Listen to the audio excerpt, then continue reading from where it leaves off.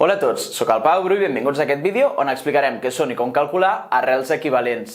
Aquest serà un vídeo molt important perquè després el farem servir a l'hora d'explicar com multiplicar i dividir arrels amb índexs diferents, un vídeo que te deixo a la descripció.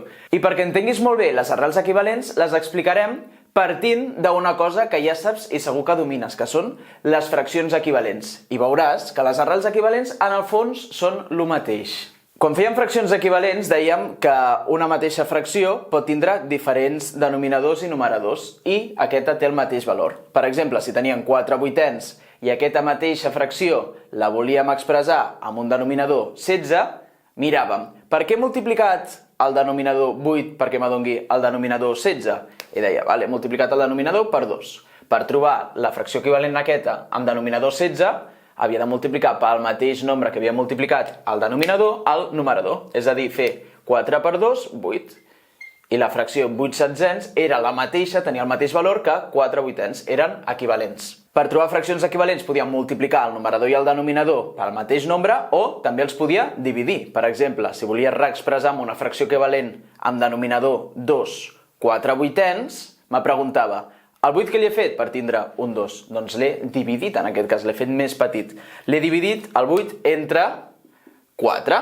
Per trobar la fracció equivalent amb denominador 2, si el denominador l'he dividit entre 4, el numerador també el dividia entre 4. Això segur que ja ho saps, no? 4 entre 4, 1. I 4 vuitens era el mateix, era equivalent a un mig. Amb les arrels ens passarà exactament el mateix. Voldrem reexpressar una arrel, per exemple, amb índex 8, amb un índex 16 o un índex 2.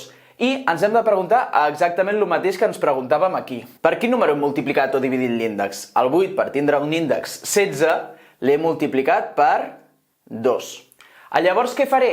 Multiplicaré tots els exponents i només els exponents de cada base que hi hagi a dintre de l'arrel. Per trobar aquesta fracció equivalent, com que he multiplicat l'índex per 2, multiplicaré tots els exponents i només els exponents per 2. I aquí faré 2 elevat a 4 per 2, 8, i la base A, que estava elevada a la 12, faig 12 per 2 i em queda a la 24.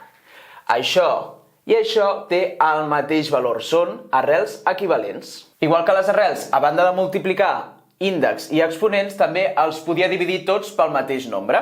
Per exemple, si vols expressar aquest arrel amb índex 8 en l'arrel quadrada amb índex 2, què li havíem fet al 8 per tindre un 2? Doncs l'havíem dividit entre 4. Si he dividit l'índex entre 4, he de dividir tots els exponents també entre 4.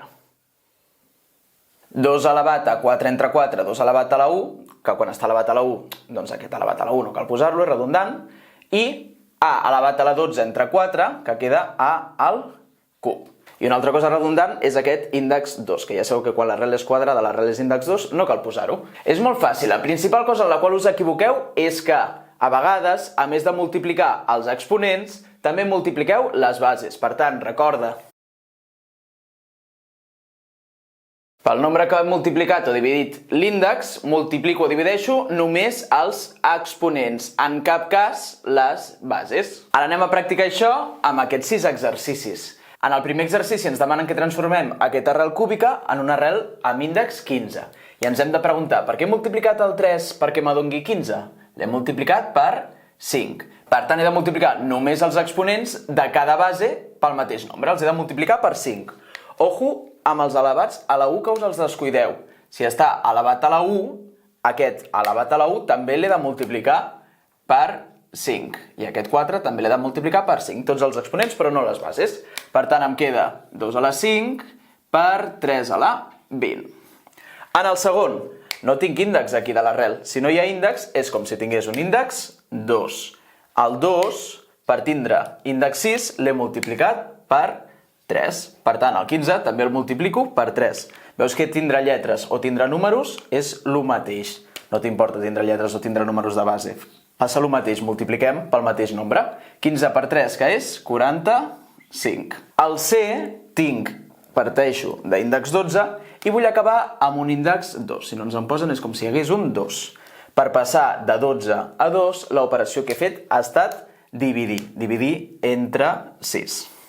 Per tant, dividiré entre 6 tots els exponents, 6 entre 6 i 24 entre 6.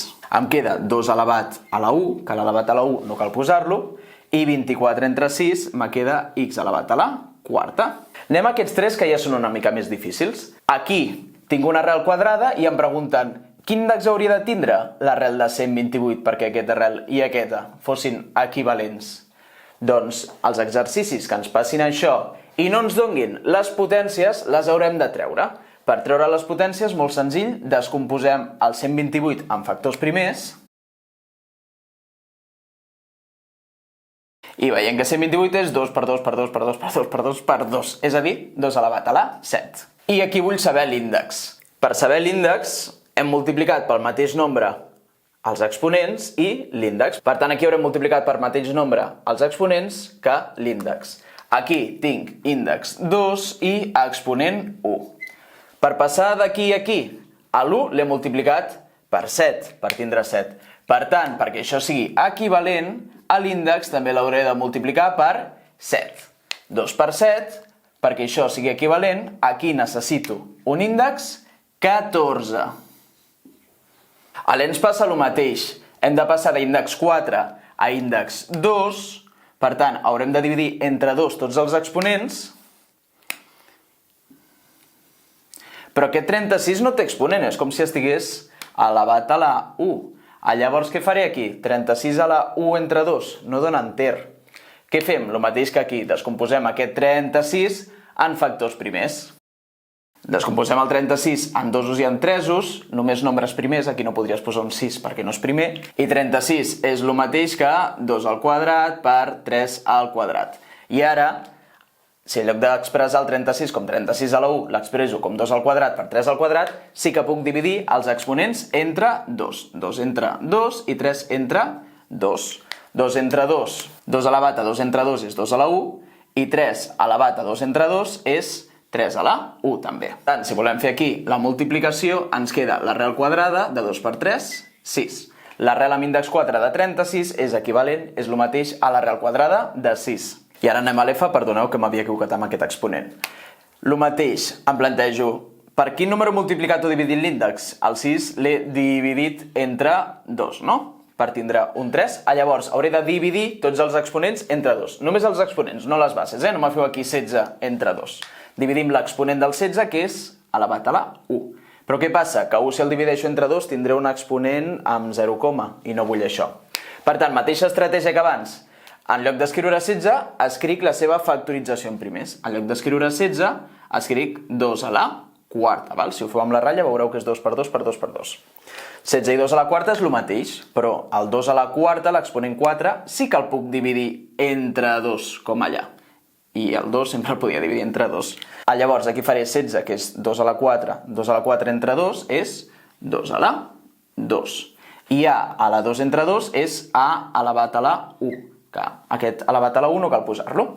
I com que aquí m'ho donaven sense potències, també donaré el resultat sense potències, l'arrel cúbica de 4A. I ara, perquè tu puguis acabar de comprovar que ho has entès bé, et deixo aquests 6 exercicis. Intenta'ls fer tu sol o sol a casa, completant les arrels o dient l'índex, i ens veiem ara amb les solucions.